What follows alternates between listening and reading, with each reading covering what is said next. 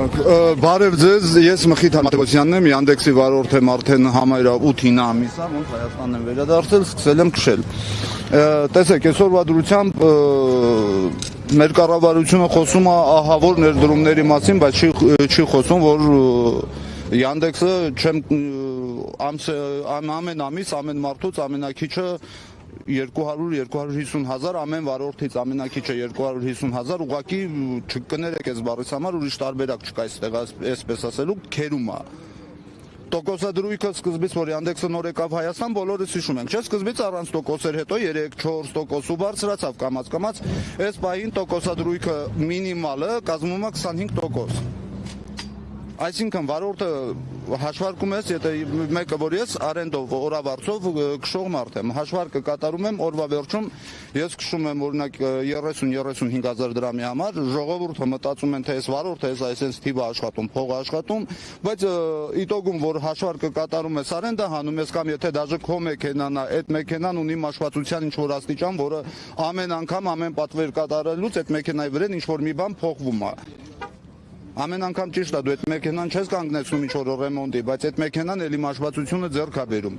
Ու այդ ամեն ինչը որ հաշվարկում ես օրեկան, այստեղ Լուբոյ գտնվող վարորդ, եթե քշի օրինակ որպես նորմալ աշխատանքային օր համարելով 8 ժամ, ինքը չի կարողանա անգամ արենդա հավաքի։ Վարորդները ստիպված են լինում քշել 12-14 ժամ։ Այդքանը քշելուց հետո չգիտեմ ձեզանից ով է վարորդ, Լուբոյ վարորդ, հիմա ինձ կհասկանա, այդքանը քշելուց հետո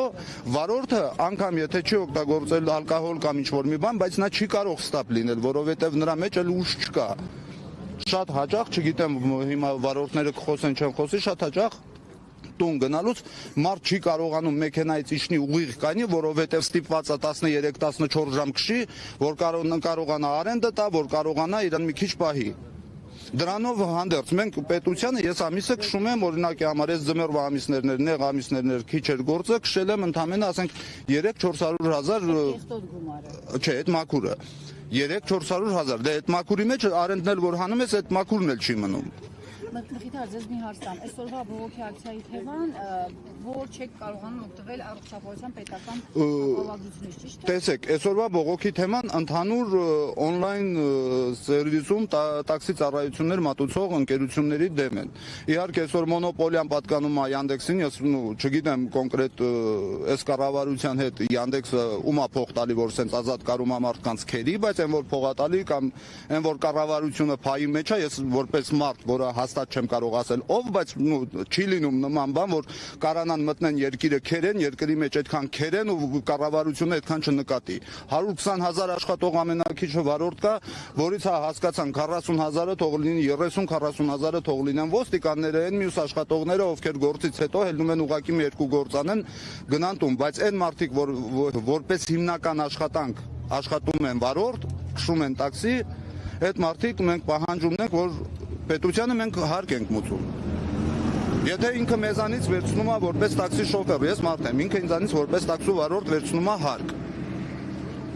Ինքը այդտեղ գիտակցում է, որ ես տաքսու վարորդ եմ։ Այդ ոնց է չի գիտակցում, որ ես մարդուն ես հարկում եմ որպես տաքսու վարորդ, դեպքում բերեք գրանցված աշխատող համարենք այդ մարդուն։ Այդ տոկոսադրույքների բարձրացումը, որ 4-ից կամ 0-ից հասավ 25-35 մինչև այդ տոկոսադրույքները բերել ստաբիլիզացնել, դարձնել ամենաշատը 10% ներառյալ ընդհանուր հարկերը, որպեսզի վարորդը կարողանա հասկանալ, որ տնից դուրս եկավ գործի, ինքը փող է աշխատելու։ Գոնե մինիմալ աշխատելու է, ստիպված չլինի 8 ժամ նորմալ երկրներում, որ մարդիկ 8 ժամ աշխատում են, նրանց հələ օտպուսկ են տալի, ես են անում, իսկ մեր մոտ մեզ դաժե որպես աշխատող չեն ճանաչում։ Ինչի օրինակ չեք կարողանում, եթե 201,000 դրամից ավելի շատ եք փոխուր աշխատում, չեք կարողանում մյուսների պես օգտվել պետական բժշկական ապահովության։ Որովհետև մեզ չեն գրանցում որպես աշխատող։ Մեզ գրանցված, չէ, ոչ մի պատճառաբանում դրա համար չկա, օնլայն միակ պատճառաբանումը, որ ես մի անգամ լսեցի,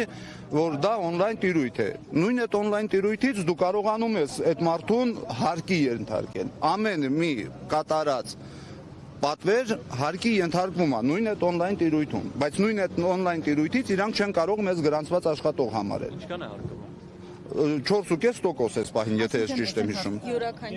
Յուրաքանչյուր պատվեր, օրինակ դրամով է 4.5, եթե նաղդով 5%։ 5%, տեսեք, օրինակ, եթե ես կատարել եմ 1000 դրամի պատվեր, 50 դրամը գնում է պետությանը։ Քարտային վճարման դեպքում 4.5-ը, 450-ը։ Հա, տեսեք, հաջորդ հարցը տոկոսադրույքների խնդիրն է։ Հասկանանք էլի, տոկոսները բարձր են, բայց այսինքն բարձր տոկոս եք տալիս, բայց միևնույն ժամանակ չեք օգտվում այն ապահովագրությունից, որը օգտվում է մի մարդ, որը ուրիշ տեղ աշխատում, բայց գրանցված աշխատում։ Գիտեք ոնց է, այստեղ հենց իզուր չի ասված մոնոպոլիա բառը, որովհետև տեսեք, պետությունը այսօր ինձ որպես վարորդ հարկում է 4.5%։ Yandex-ին որպես on-line տիրույթում ծառայություն մատուցող հարկում է։ Yandex-ի գործընկերներին, տաքսոպարկերին հարկում է։ Այսինքն մենք աշխատում ենք, մեզանից հետո նույն այդ աշխատավարձը 3 տեղ հարկվում է, այդ ամեն ինչը պետությունը տենում է։ Բայց պետությունը նույն հաջողությամբ չի տենում, որ այս մարդը աշխատում է։ Հենց հասնում է արդեն հենց ներքին խավի աշխատողին, ով որ իրոք պախատ անում, աշխատում է, այդ մարդուն հենց հասնում է հերթը, արդեն պետությունը չի տեսնում։ Իսկ ինչի ԱԶ չէ դրանցում։ ԱԶ-ները օրինակ բժշկական ապահովագրությունից օգտվում են, եթե վճարեն։ Այսինքն ես մի հատ էլ ԱԶ գրանցվեմ, ԱԶ-ում վճարում կատարեմ, իմ աշխատանքը 3 տեղ գանձվում է պետության կողմից, դա հեչ, մի հատ էլ 4-րդը դա բավի տանեմ։ Որպեսզի օգտվեք բժշկական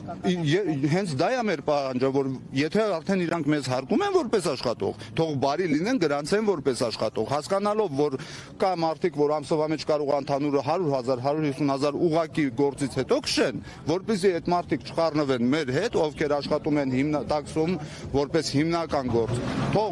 շեմ նշանակվի 150,000-200,000-ն է, որը եթե ես ամիսը քշում եմ 200,000, ուրեմն այդ ամսն ուրեմն ես համարվում եմ աշխատող։ Իսկ պետությանը վճարվող հարկի անունը ի՞նչ է։ Պետական եկամուտ։ Պետտուր։ Հա, այսինքն սոցվճար չի եկամուտ։ Չէ։ Պետտուր։ Դուք հիմա ընդհանուր ձեր շահույթից ինչքան եք հարկվում, հանած պետական հարկը ու նաև դուք տալիս եք ձեր on-line տաքսի ծառայության, հա, որպես ծառայություն մատուցող գումար, ինչքան է հարկը։ Տեսեք, այսօրվա դրությամբ այսպիսի մի նրբություն կա, որը չգիտեմ վարորդները խոսել են, ասել են, թե չեն ասել, օրինակ պատվեր չի ուղարկի, եթե դու չմիացնես Մոյ ռայոնի իմ շրջանը։ Մոյ ռայոնը դա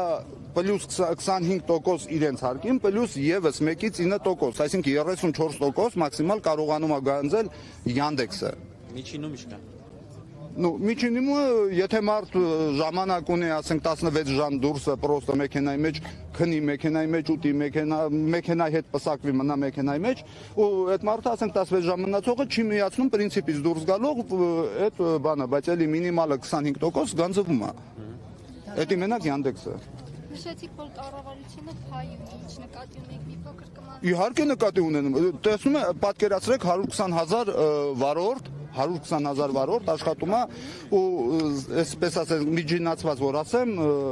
միջին ամեն մի վարորդս քշում է, 3-ից 400,000-ի քշում ենք։ Հետևաբար, այդքանը որ բազմապատկում եք այդ միլիոնները, որ երկրից դուրս է գալիս, հնարավոր չի այս փոքր երկրում աչք չտեսնել այդ ամեն ինչը, չհասկանալ այդ ամեն ինչը, հնարավոր չի այս փոքր երկրում ամեն ամիս 120,000 հոգուց այդքան փող գանձել ու որ կառավարությունը կամ փայ չլինի կամ էլ ինքը չգանձի։ Այս ստորագրահավաքը ինչի մասին է, ինչ պահանջ։ Այս ստորագրահավաքը այսպես ասած առաջինն է, բայց ոչ վերջինն է, որովհետև հիմնական պահանջներն ենք մենք ներկայացնում առանց շատ այսպես ասած մանրանալու մենք մեր այս հավաքի բուն թեման կազմում է որ մեզ համար են գրանցված աշխատող։ Առաջինը, որ իջացնեն տոկոսները, որպեսզի վարորդը, որը քշում է 14-16 ժամ դառնում է ավարիայի բուն, դառնում է մարդասպանության բուն, այդ մարդիկ կարողանան մի քիչ քշել, բայց աշխատել, որ այնքան որ կարողանան գոնե ընտանիք տուն փող տանեն, այդքան բան։ Նաև պայմանների, աշխատանքային պայմանների բարելավումը։ Դե մենք պահանջում ենք տոկոսի իջեցնումը, որը իր հերթին կբերի, այո, արդեն աշխատանքի բարելավմանը։ Քանի ստորագրություն է պետք, ստույգ չեմ կարող ասել, հեսա կճշտենք։ Yandex-ը ունի 120,000 աշխատող, որը գրանցված է։ Իսկ այս Արտուր ջան։ քանի աշխատողներն են։ Yandex-ը ունի